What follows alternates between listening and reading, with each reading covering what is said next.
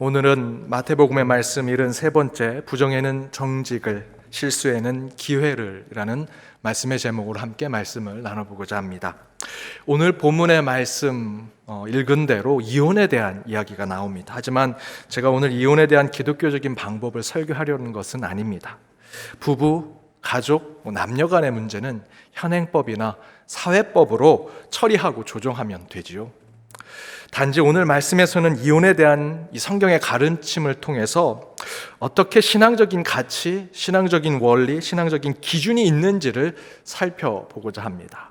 오늘 본문에 나오는 이혼에 대한 말씀은 그 어떤 현상의 문제보다는 그 이혼에 대한 문제 안에 깊이 들어가 있는 본질에 대한 문제를 함께 말씀으로 살펴보고자 하는 것입니다.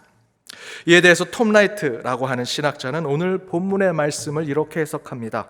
오늘 본문에서 예수님이 이혼에 대해서 대답하시는 것은 이혼이 중요한 것이 아니라 가족이 중요하다라는 것을 이야기하려는 의도가 있다. 다시 쉽게 말씀드리면 갈라서는 문제가 중요한 것이 아니라 어떻게 하면 하나로 유지할 것인가, 이것이 더 중요하다라는 것입니다. 그래서 톰 라이트라는 신학자는 이렇게 말합니다. 이 본문 안에서, 오늘 우리가 읽은 이 본문 안에서 예수님이 말씀하시려고 하는 취지는 자동차를 운전할 때 사고를 내는 법은 이렇다라고 하는 것을 말하는 것이 아니라 자동차를 운전할 때 사고를 내지 않도록 조심해라, 만약 안타깝게도 사고가 나거든 이렇게 해결하라 라고 말하는 것이라고 오늘 본문의 말씀을 톰 라이트는 해석합니다. 본문대로 말씀드리면 바리새인들은 이혼에 대해서 물었지만 예수님은 계속해서 4절에서 6절까지의 말씀을 보면 부부가 이렇고 가족이 이렇다라고 하는 하나님 말씀의 원론에 대한 이야기만 계속합니다. 우리는 그것에 주목할 필요가 있습니다. 이 이야기는 곧 바리새인은 자동차가 사고가 어떻게 날까, 어떻게 고장이 날까, 그 고장 나고 사고 나는 법이 뭘까라는 것을 얘기하려고 하죠. 이에 예수님의 말씀은 자동차가 가지고 있는 원래 목적, 그 가치, 그 취지가 무엇이냐라는 것을 얘기하고 계십니다. 그걸 어떻게, 이 자동차를 어떻게 잘 운전할 것인가 라는 것이 더 중요하다라는 것이죠. 고장 날 수 있습니다. 사고 날 수 있습니다. 하지만 그것보다 더 중요한 것은 자동차가 가지고 있었던 원래 목적이 무엇이냐, 그것을 예수님은 말씀하려고 하는 것입니다. 따라서 본문에서 예수님이 말씀하시는 것은 이혼을 어떻게 해야 되는가, 이혼하면 어떻게, 누가 자녀를 키우고 어떤 재산을 나눌 것이냐, 그것을 따져 묻기 전에 예수님께 중요한 것은 부부가 되었다면 어떻게 잘 살까, 가족이 되었다면 어떻게 행복하게 살까를 더 고민하고 신앙 가운데 더 바른 길을 찾는 것이 우리 신앙인에게는 더 필요하다라는 것이 오늘 본문의 말씀입니다. 그럼 왜 예수님은 그렇게 말씀하셨을까요? 물론 우리가 살아가는 부부가 가족이 갈라설 때가 있죠. 어려움을 겪을 때가 있습니다. 그럼에도 불구하고 예수님은 원론적으로 우리 부부가 가족이 하나로 잘 살아야 한다. 왜 그렇게 말씀하셨을까? 그 이유는 여러분, 부부와 가족은 하나님의 창조물이기 때문입니다. 4절과 6절에 예수님이 이렇게 얘기하십니다. 우리 4절과 6절 스크린을 보고 함께 읽겠습니다. 예수께서 대답하여 이르시되 사람을 지으시니가 본래 그들을 남자와 여자로 지으시고 그런즉 이제 둘이 아니요 한 몸이니 그러므로 하나님이 짝지어 주신 것을 사람이 나누지 못할지니라 하시니. 보통은 태초에 하나님이 사람을 창조하셨습니다라고 이야기하죠. 조금 더 구체적으로 얘기하면 태초에 하나님이 남자와 여자를 창조하셨다. 저는 그곳에 하나 덧붙여서 이렇게 얘기하고 싶습니다. 태초에 하나님이 가족을 창조하셨다. 그래서 제가 예전에 썼던 한 신문의 칼럼에 이렇게 제목을 붙인 적이 있습니다. 제8요일의 창조, 가족. 그 칼럼에는 이렇게 제가 글을 표현했습니다. 창세기는 가족의 역사에 대한 기록입니다. 하나님은 태초에 천지를 창조하셨습니다. 그리고 6번째 날에 인간을 창조하셨고 7번째 날 안식을 취하셨습니다. 그러나 실제로 창조는 거기서 끝나지 않았습니다. 하나님은 최초의 인간이었던 아담이 독초하는 것을 안타까워하셔서 돕는 배필로 하와를 창조해 주셨습니다. 여기서 하와의 창조는 단순히 또 다른 인간의 창조가 아니라 아담에게 하와를 허락함을 통해 가족을 만들어주시는 하나님의 8번째 날의 창조인 것입니다. 따라서 하나님의 창조는 가족의 탄생을 통해 완성이 된다고 해도 과언은 아닐 것입니다. 저는 창조가 7일에 끝나지 아니하고 제8일까지 이어졌고 그 제8일에 부부, 가족을 하나님이 창조하셨다. 더 정확하게 이야기하면 제8일에 하나님이 공동체, 이 사회를 하나님께서 만드신 후에 창조를 완성하셨다라고 저는 해석을 했습니다. 이것을 오늘 본문과 연결해서 생각해 보면 바리새인이 이야기하는 이혼과 부부의 문제는 사실 하나님의 창조를 부정하는 것이고요, 그 창조 질서를 파괴하는 것입니다. 만약에 예수님도 이혼의 문제 자체에 깊은 고민을 갖고 계셨다면 이혼할 때 이렇게 해라, 이렇게 문제를 해결해라, 이런 방법을 취하라 라고 말씀하셨을 것입니다. 그러나 예수님께서 바리새인들이 가져온 이혼의 문제에 대해서 그렇게 말씀하지 아니하시고 도리어 부부, 가족, 그것에 대한 하나님의 원론적인 가치에 대해서만 말씀하고 계시죠. 말씀해 보면 4절에 남자와 여자는 하나님이 창조했다라고 얘기합니다. 5절에 하나님이 창조한 남자와 여자는 부모를 떠나 둘이 한 몸을 이루게 될 것이다. 그리고 6절에 이제 그 둘이 한 몸이니 하나님이 짝지어 주신 것이다. 그것은 절대 인간이, 세상이 나눌 수 없다라고 말씀하십니다.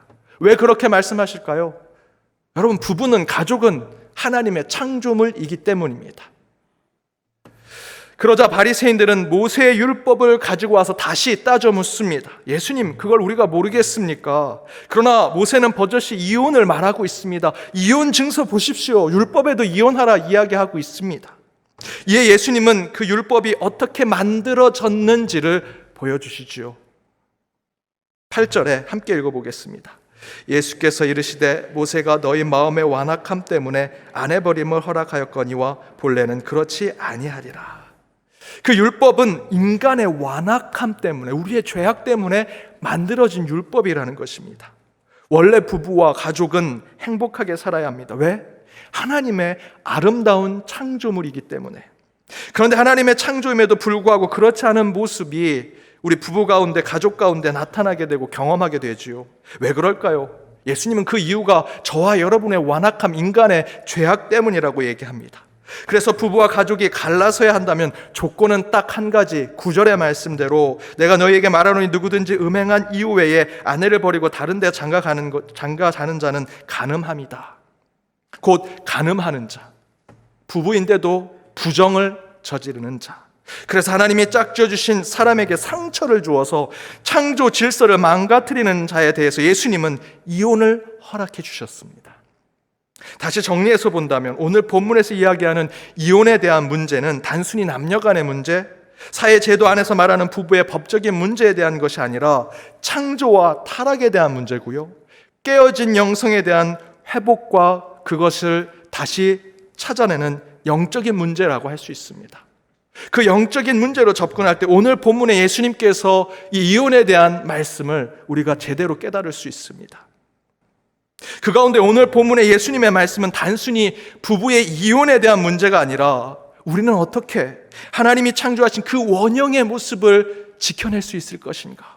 우리는 어떻게 하나님이 허락해 주신 이 세상을 잘 보존할 것인가? 우리는 어떻게 하나님이 주신 거룩하고 온전한 이 공동체를 건강하게 세워갈 것인지를 증거하는 것이 오늘 말씀의 목적입니다.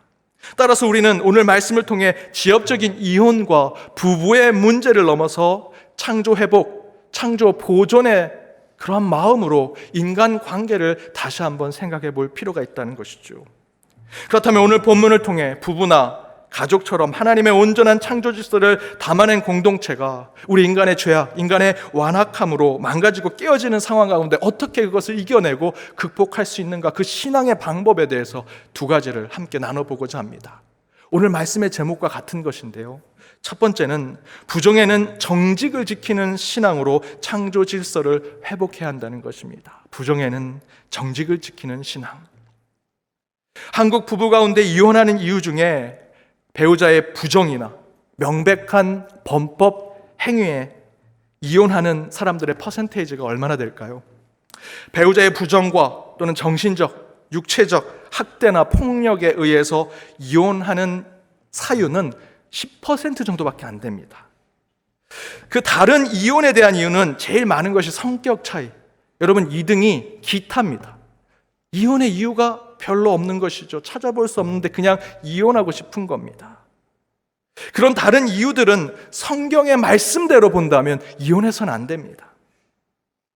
혹시 배우자의 범법행위나 폭력, 부정, 정신적인 또 육체적인 학대를 받으신 분들이 있다면 하나님의 말씀은 이혼에 대해서 정당한 부분들을 얘기해 주고 계십니다.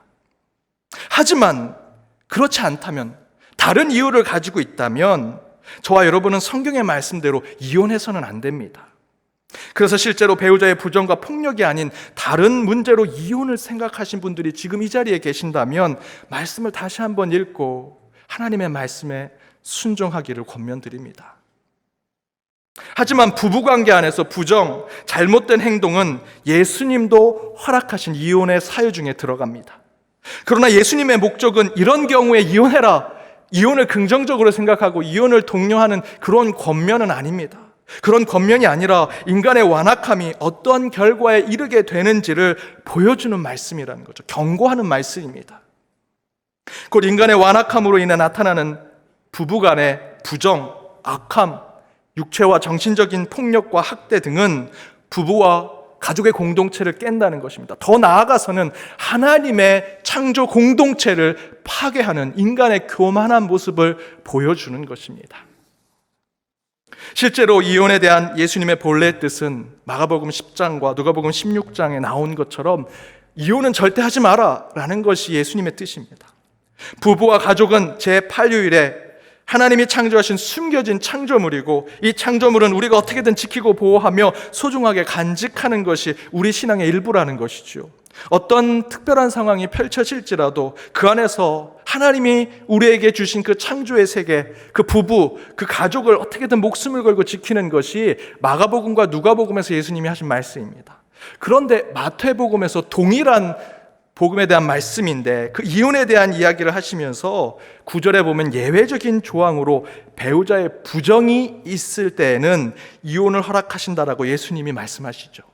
그 이유는 인간의 완악함 때문에 하나님의 창조 세계, 하나님의 창조 질서가 파괴하는 인간의 죄성을 아주 적나라하게 우리에게 보여주시기 위함이라고 할 수 있습니다.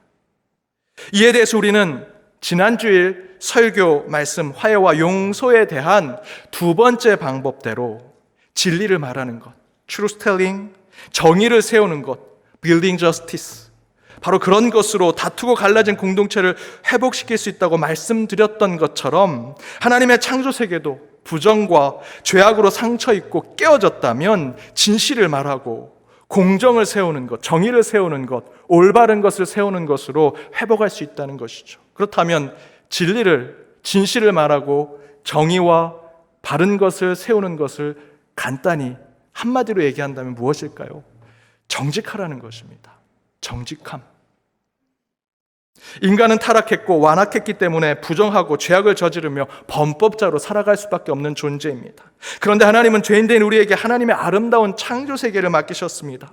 여전히 모자라고 부족한 우리에게 교회를 맡기셨고 여러분의 가정을 맡기셨다면 하나님은 죄인된 우리를 통해 그 가정, 이 교회를 잘 일궈 보라고 우리에게 사명을 주신 것이죠. 예수님께서 공생애를 다 마치고 승천하셨습니다. 천국에 올라오셨는데 천사들이 묻습니다. 아니 예수님, 세상은 어떻게 하셨습니까? 내가 11 제자들에게 다 맡기고 왔다. 아니 그 무지하고 멍청하고 죄 많은 그 제자들이 뭘 할 수 있겠습니까? 그때 예수님께서 얘기하신 것은 나는 다른 대안이 없다. 나는 그들에게 이 세상을 맡기고 왔다. 여러분, 이 예수님의 이야기는 지금 우리에게도 동일하게 전해지리라 생각이 듭니다. 우리 교회도 여러분의 가정도 똑같지 않습니까? 여러분 착각하지 마십시오. 여러분이 뭔가 뛰어나서 뭔가 대단한 것을 가지고 있어서 여러분의 능력이 세상 모든 것보다 비교해도 높은 곳에 있어서 하나님께서 여러분에게 여러분의 가정, 여러분의 부부 그리고 이 교회를 맡기신 게 아닙니다. 여전히 부족하고 나약하고 죄 많고 완악한 자들이지만 하나님께서 우리에게 거룩한 책임감을 주신 것 뿐이지요. 우리를 불러서 죄인이지만 내가 너에게 그 가정을, 이 교회를 한번 잘 읽어봐라. 정말 부담감이 가득한 그 사명을 우리에게 주신 겁니다. 성 어거스틴의 말대로 하나님은 구부러진 막대기를 통해 곧은 선을 그리시는 것처럼 하나님은 여전히 우리가 죄인이지만 죄인된 우리를 통해 하나님의 아름다운 창조 세상을 온전히 만들고 회복시키기를 원하신다는 것입니다. 그렇다면 죄인되고 완악한 저와 여러분이 온전한 하나님의 선한 창조 세계를 어떻게 만들어 갈 것인가? 앞에서 말씀드렸던 대로 저와 여러분은 능력이 없습니다. 그럴 만한 자격이 있는 자들이 아니지요. 다른 것 없습니다. 정직하게 하면 됩니다. 제가 소명 가운데 목회자가 됐습니다. 특별히 담임 목사가 되면서 정말 바위와 같은 무거운 짐이 항상 기도할 때마다 저를 짓누를 때가 있습니다. 그때마다 기도합니다. 하나님, 힘듭니다. 어떻게 해야 됩니까? 그때 하나님이 그때마다 답을 주시는데요. 이렇게 답을 주십니다. 정직해라. 정직해라.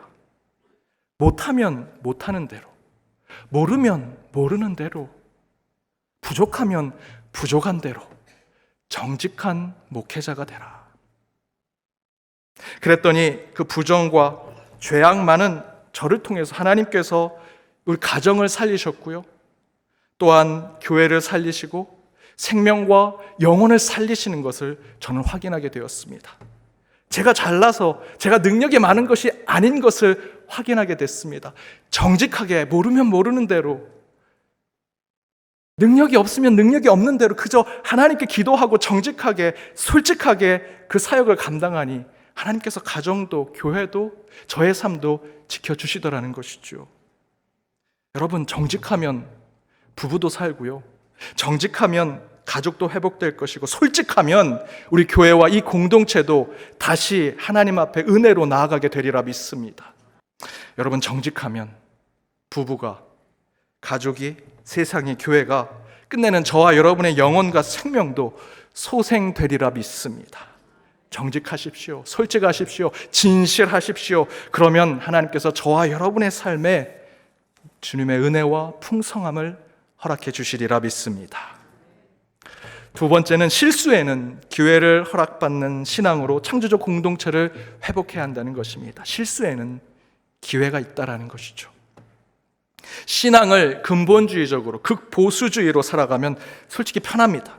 옳은 것, 그른 것, 흑백, 선과 악 딱 반으로 잘라서 반은 옳고 반은 틀리다 생각하고 반대편을 무조건 악하고 나쁜 것, 잘못된 것으로 거부하면 신앙도 그렇고요, 여러분의 살아가는 삶도 사실은 편합니다.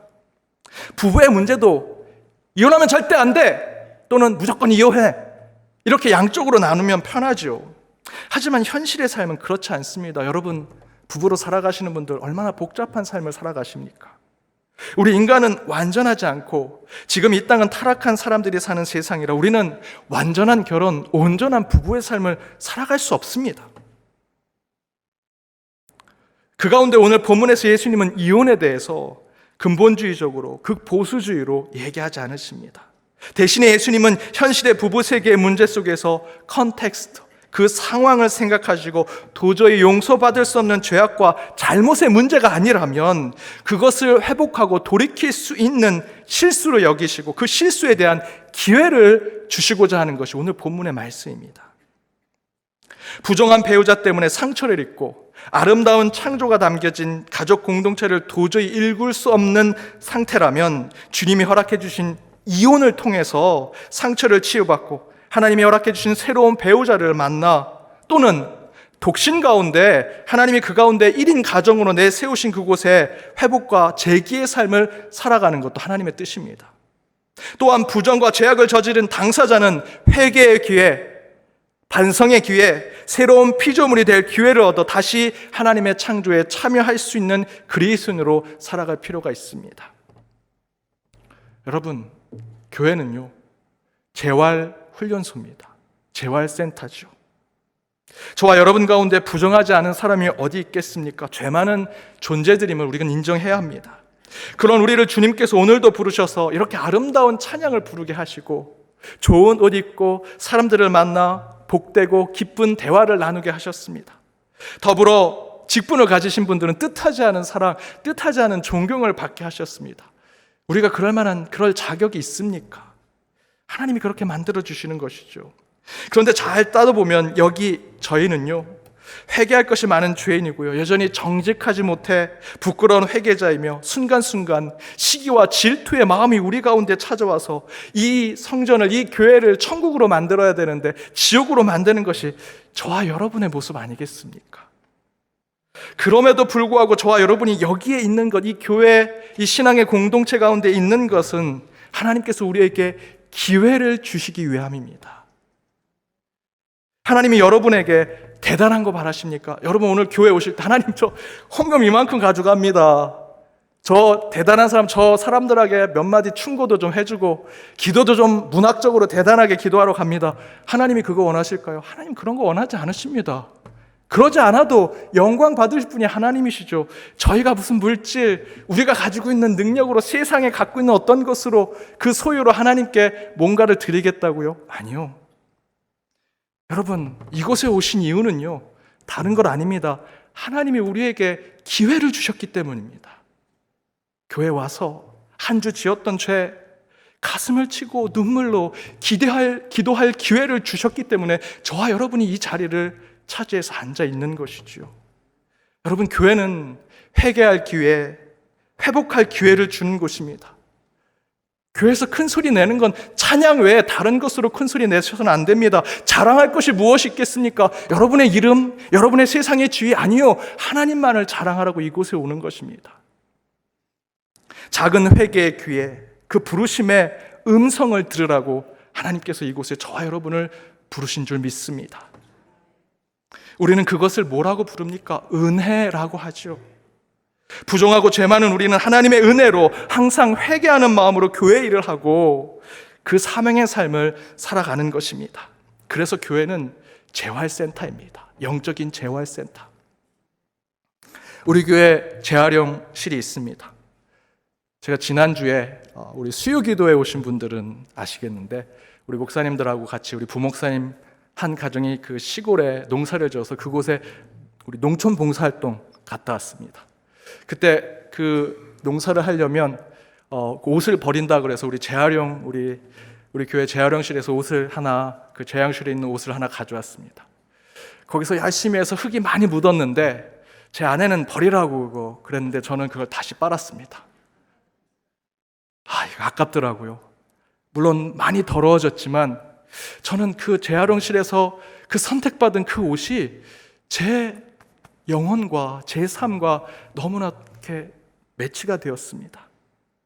전 그 옷을 보면서 그 고급 백화점에 걸려있는 옷보다는 그 재활용실에 걸려있는 그 옷처럼 낡고 헐었지만 다시 빨라서 다시 다리고 다시 단장한, 그래서 누군가에게 선택을 기다리는 그 옷이 내 삶이구나 라는 생각이 들었습니다. 여러분 어떻게 생각하십니까? 우리는 늘상 실수투성이지만 기회를 주시는 주님을 통해 저와 여러분은 우리의 영혼뿐만 아니라 우리에게 주어진 이 공동체도 하나님께서 회복을 주시는 거 아니겠습니까?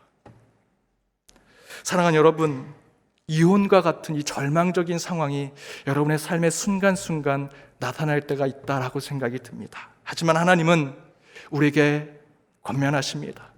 정직해라, 진실해라, 솔직하기만 해라. 그러면 이겨낼 것이다. 또한 우리 주님은 실수해도 괜찮아, 한 번 더 기회를 줄게, 한 번 더 나를 만날 수 있는 기회를 줄게 라고 하면서 지금의 우리의 잘못을 다시 되돌이키도록 하나님께서 인도해 주고 계십니다. 사랑하는 여러분, 그렇게 저와 여러분이 다시 얻은 기회는 덤으로 사는 인생 아니겠습니까? 오늘 하루 아침에 눈을 떴을 때 하루를 주님께서 허락하신 것에 감사하여 덤으로 사는 인생, 소망과 감사로 살아가는 저와 여러분이 되어 한 주를 더욱더 하나님께 영광 돌리는 저 여러분이 되기를 주님의 이름으로 축복합니다.